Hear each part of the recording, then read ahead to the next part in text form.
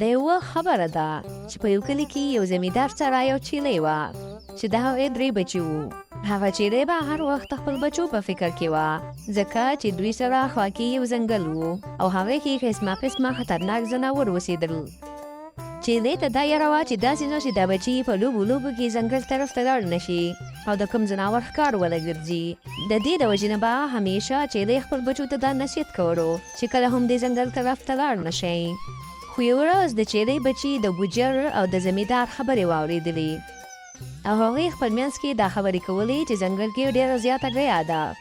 د دې په اورېدو سره د چیلئ بچي ډېر خوشحاله شو او دا سوچ یې کولو چې ډېره زیاته ګیا به مینه وشي او هغه پټ ځنګل طرف ته روان شو.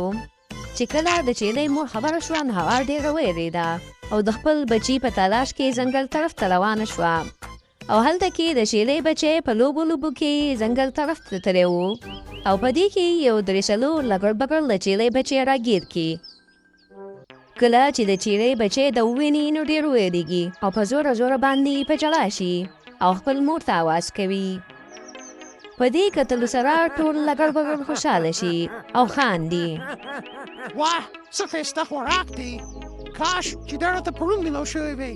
ولې؟ ځکه چې پرون زما سالګرده وه او پارټي به ډېره مزیداره شوې وه.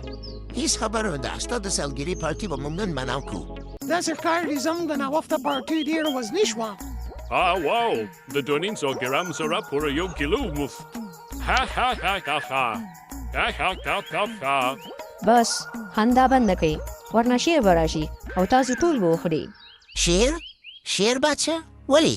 تاسو ته څه ښکاري چې ما خپل بچی دلته یوازې پرېښودو ځکه چې شیر باچا ما ته حکم کړی دی چې زما د راتلو پورې د دې ځای نه د خپل بچي سره ونه خوځي او که تاسو موږ وخوړلو نو شیر به تاسو ټولو سره پوه شي، تاسو به یو هم نه پرې کړي. شیر ته به څنګه پته لګي چې موږ تا او ستا بچی خوړلی دی؟ آیا ته دا سوچ کوې چې شیر صرف یو بېوقوفه باچا دی؟ هغه د ځنګل باچا دی، د ځنګل. وګوره دغه طاقتور هاتي هم په موږ باندې نګران نوترولی دی او که داسې غواړئ نو موږ خوړلی شئ. شیر سره موږ بیا ستاسو خپل کار دی. د دې په اورېدو سره لګړ بګړ ډېر پریشانه شو او په خپلو کې مشوره کوله. طاقتور هاتي و ضرور زموږ باره کې باچا ته وایي اوس موږ څه وکړو؟ خپل ځان بچ کول تر ټولو نه بهتره دي. باچا سره داري کول ښه خبره نه ده، ګنې څه مشکل به راته جوړ کړي. ځئ راځئ چې زه دې ځای نه بل ځای کې به کار میلاو شي. د دې په ویلو سره لګړ بګړ ټول د هغه ځای نه لاړ شي او چیلئ خپل زوی ځان سره کور طرف ته روان کړي. خو چیلئ چې لږ لرې لاړ شي نو اچانک د هغې مخې ته شیر راشي او شیر په زوره اواز وکړي چې د هغې وجې نه د چیلئ بچی ډېر ویرېږي. شیر یودم د دې مخې ته ودرېږي.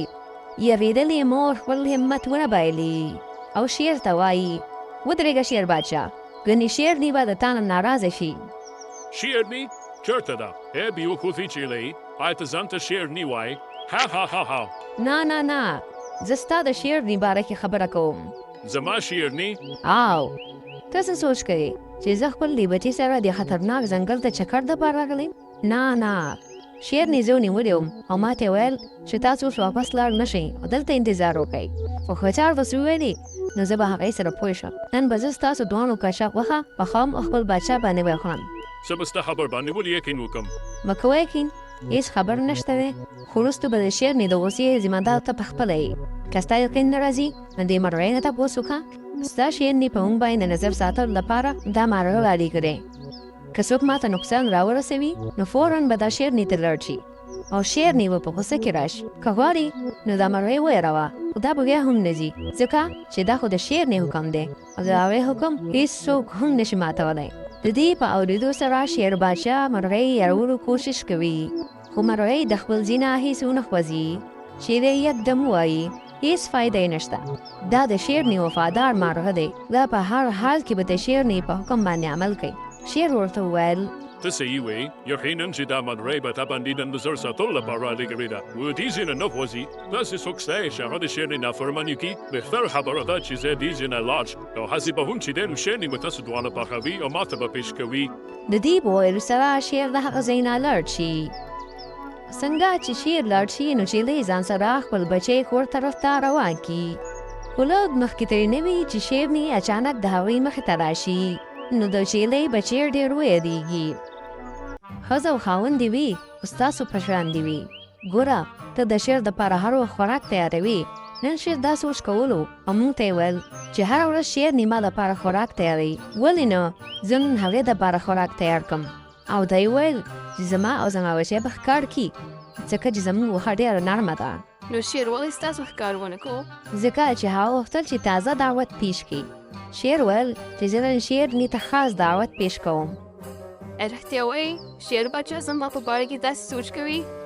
او همدغسې سوچ کوي. هغه ویل چې زه به نن شعر ني دپاره خاص دعوت کوم. هغه هم ستاسو په انتظار دی او بیا به شعر مونږ ښکار کړي او تا ته به مو په دعوت کې پیش کړي. صحیح ده. او د دې په ویلو سره شعر ني د هغه ځای نه لاړه شي او چیلئ او د هغې بچی په منډو شي او خپل کور طرف ته روان شي. تر هغې منډې وهي چې تر څو پورې دې کور ته نه وي رسېدلي. نور ماشومان چې کله خپله مور وویني نو ډېر خوشحاله شي. مورې که ځنګل ته تللی وي موږ خو ډېر ویرېدلي وو چې تا چېرته نه ځناور ونه خوري. مون خو د شعر او شعر ني سره هم میلاو شو لیکن مور زه د هغوی نه بچ کړم. هغه څنګه؟ مور د هغې سره جګړه وکړه؟ بچو د جګړې دپاره طاقت نه بلکې د دماغو هم ضرورت وي. یو خبره یاد ولرئ بچو، مصیبت ته په کتو سره مه یریږئ. د دماغو او د چالاکۍ نه کار اخلئ.